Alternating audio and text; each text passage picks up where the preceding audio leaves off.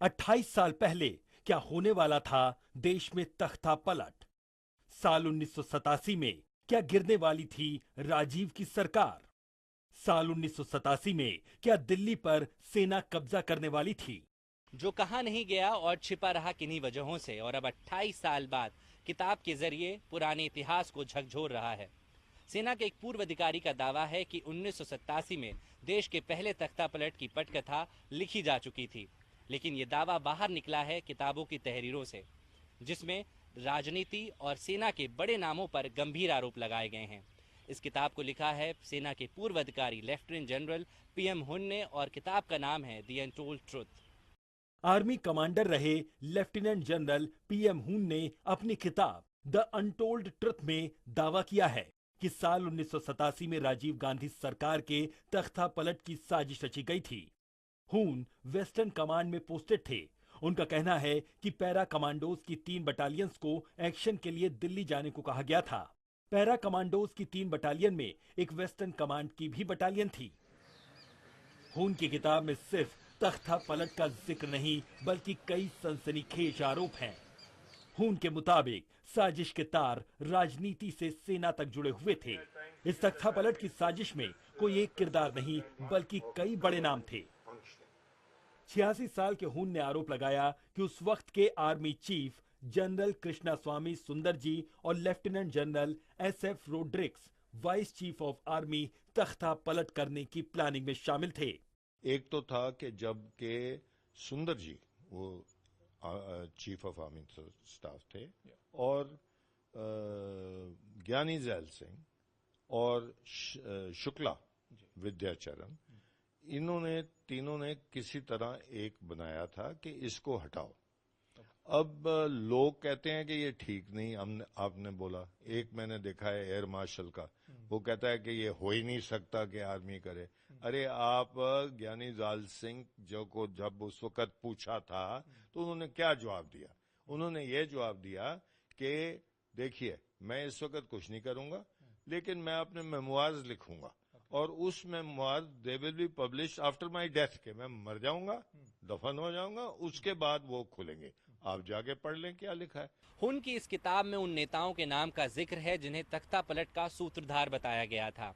इस किताब में इस बात का भी जिक्र किया गया है कि उस वक्त तख्ता पलट के लिए उन नेताओं से मदद लेने की योजना बनाई गई थी जिनके राजीव गांधी के साथ संबंध अच्छे नहीं थे या फिर खराब हो चुके थे।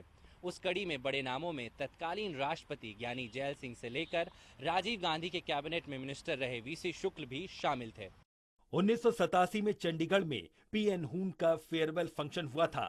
उस वक्त पंजाब के गवर्नर सिद्धार्थ शंकर रॉय और ज्ञानी जैल सिंह की मुलाकात हुई थी।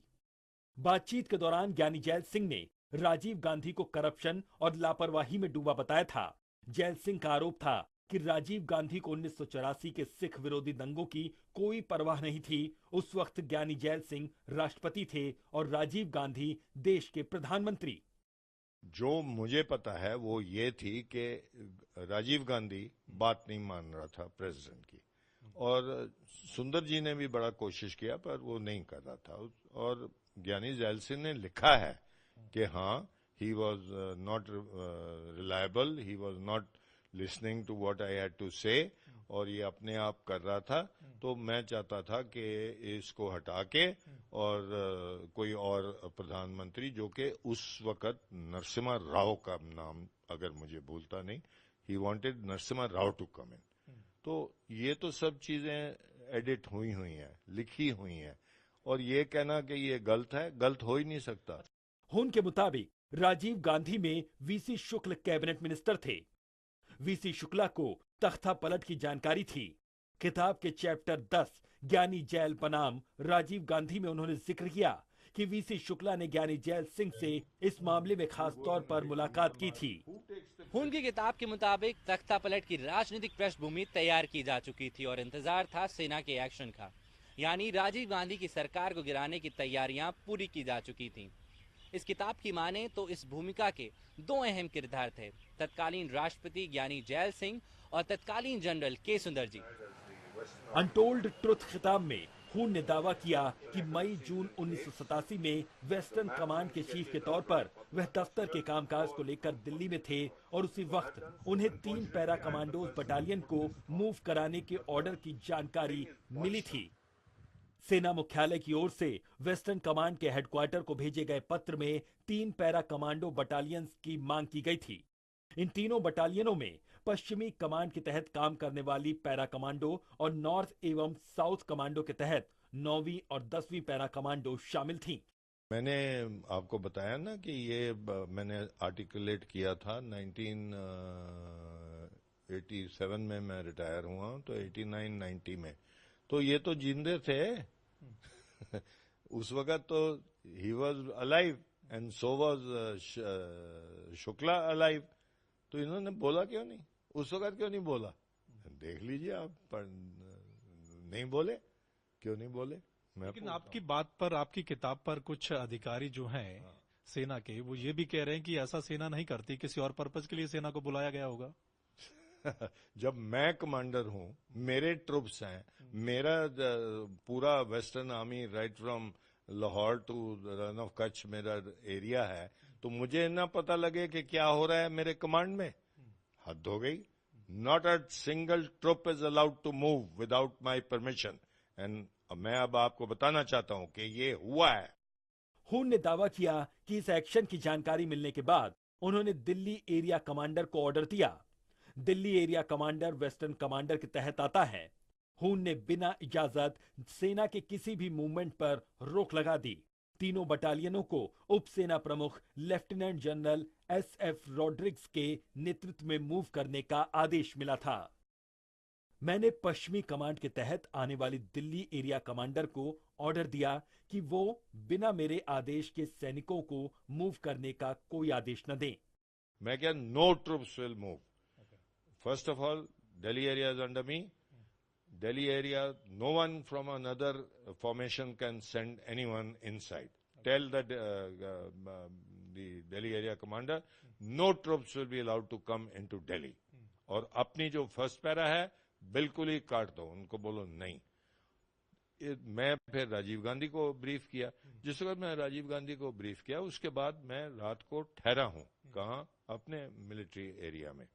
और मेरे जो ADCs थे वो भी मेरे साथ थे। तो इन्होंने मुझे रिंग किया जब मैं राजीव को मिल के आया हूं कि सर शुक्ला चाह रहा है आपसे मिलने, क्योंकि उसको मालूम था ही वॉज अ मिनिस्टर। सो इसको पता लग गया कि मैं हो आया हूं उधर। तो मैं क्या, देख मैं इसको नहीं मिलूंगा। कहता सर वो तो अशोका होटल में बैठा है। क्यों जनरल साहब को? मैं क्या, अशोका होटल में कहा मैं जाऊंगा, वो यहां भी नहीं आएगा। उससे मैंने बात नहीं किया और मैंने ये रद्द किया कि these 3 para commando battalion will not move and they did not move and that's why we said.